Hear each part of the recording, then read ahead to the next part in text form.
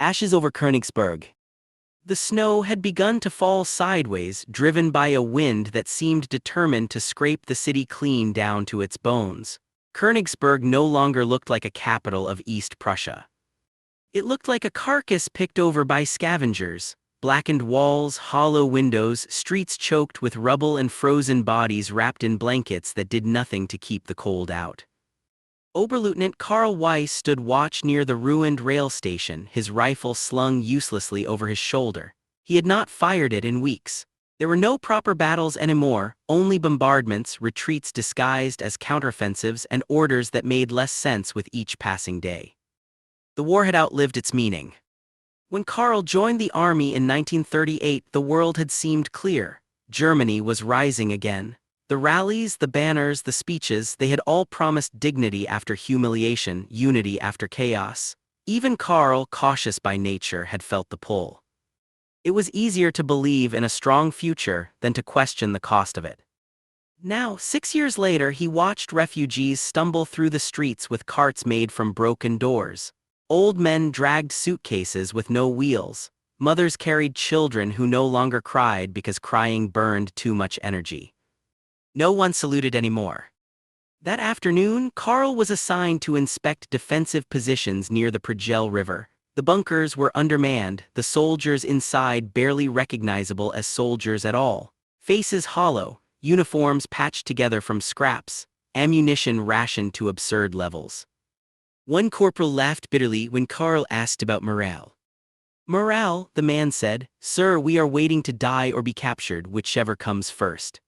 Karl did not report that comment. He no longer bothered writing reports that would change nothing. On his way back, he passed the university library, what remained of it. Fire had gutted the interior, leaving shelves collapsed like ribs. Pages from burned books lay frozen in the street, words scattered and unreadable. Philosophy, science, poetry, everything reduced to ash. He wondered, not for the first time, how a nation that prided itself on culture had descended into this. That night, Karl dreamed of Minsk again. He had not been able to stop the dreams. In them, the air was thick and foul, the sky permanently gray.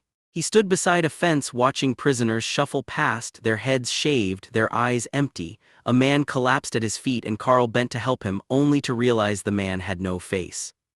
Karl woke gasping, his heart racing, the sound of distant artillery replacing the imagined screams. He sat up in the darkness of his apartment. The eastern wall was still gone, patched only by a tarp that flapped in the wind. Snow had collected on the floor, his breath fogged the air. He reached for Anna's last letter, unfolded it slowly. "People say the Russians will be worse," she had written, "that they will take revenge for everything done to them. I don't know what to believe anymore. I just want this to end. I want you alive." Karl closed his eyes. Alive, the word felt fragile. 2 days later, an SS detachment arrived in the city. They moved with confidence Karl had not seen in months. Clean uniforms, well-fed faces, their presence changed the atmosphere immediately. Soldiers stood straighter, civilians avoided eye contact, fear, sharp and familiar, returned. The SS commander summoned senior officers to headquarters. The message was blunt: desertion would be punished without exception, defeat was treason, the city would be held to the last man. Karl watched one of his lieutenants clench his fists during the briefing. Another stared at the floor. Afterward, in the hallway, the lieutenant spoke in a low voice. "They're going to kill us all." Karl did not argue. That same evening, a group of civilians attempted to flee west. The SS caught them near the old tram depot. Karl arrived just as shots rang out. Bodies fell into the snow. A woman screamed over and over until an officer struck her with the butt of his rifle. Karl stood frozen, his mouth dry, his chest tight. This was not the first execution he had witnessed, but something inside him finally fractured. This, he realized, was not discipline. It was terror turned inward. The Soviet artillery intensified the following week. Shells fell day and night, grinding the city down inch by inch. Hospitals overflowed, surgeons operated without anesthetic. The dead were stacked in courtyards because the ground was too frozen to dig graves. Karl helped carry bodies more often than he commanded troops. One afternoon, while distributing rations, he encountered a boy in uniform who could not have been older than 16.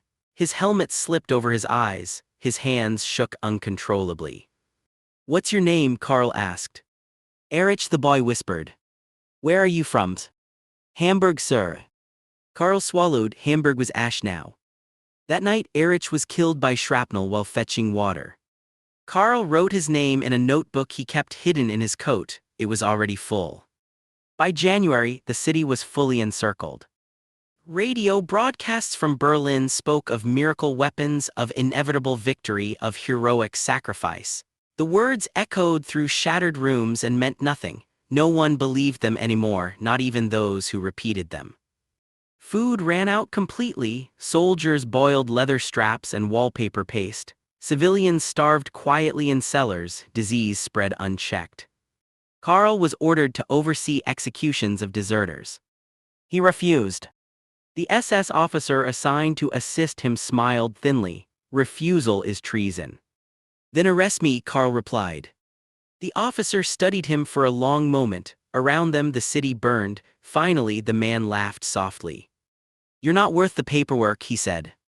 That night, Karl helped 3 soldiers escape through sewer tunnels toward the river. He knew it would likely change nothing, but for the first time in years his hands felt steady. When the final Soviet assault began, it was overwhelming. Tanks rolled through streets that no longer existed. Infantry followed, methodical and relentless. Resistance collapsed within hours. White flags appeared in windows. Rifles were thrown into snowdrifts. Karl stood in the open square near the cathedral as Soviet troops approached. He removed his insignia and dropped it to the ground. When the soldiers shouted at him, he raised his hands and did not lower them. He expected anger, violence, revenge. Instead, he saw exhaustion. They looked like men who had walked through hell and were too tired to celebrate survival. Karl was taken prisoner. As he was marched east, he passed mass graves, burned villages, wrecked armor half buried in ice. The landscape itself seemed wounded. In the months that followed, Karl learned the full truth.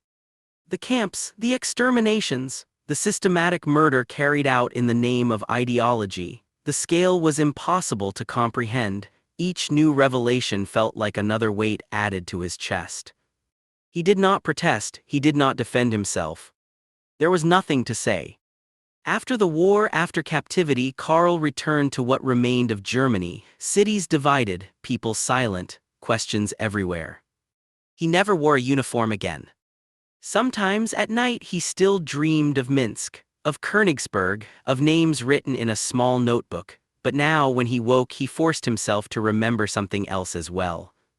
That the collapse had not come suddenly. It had come one compromise at a time. And that was the most terrifying truth of all.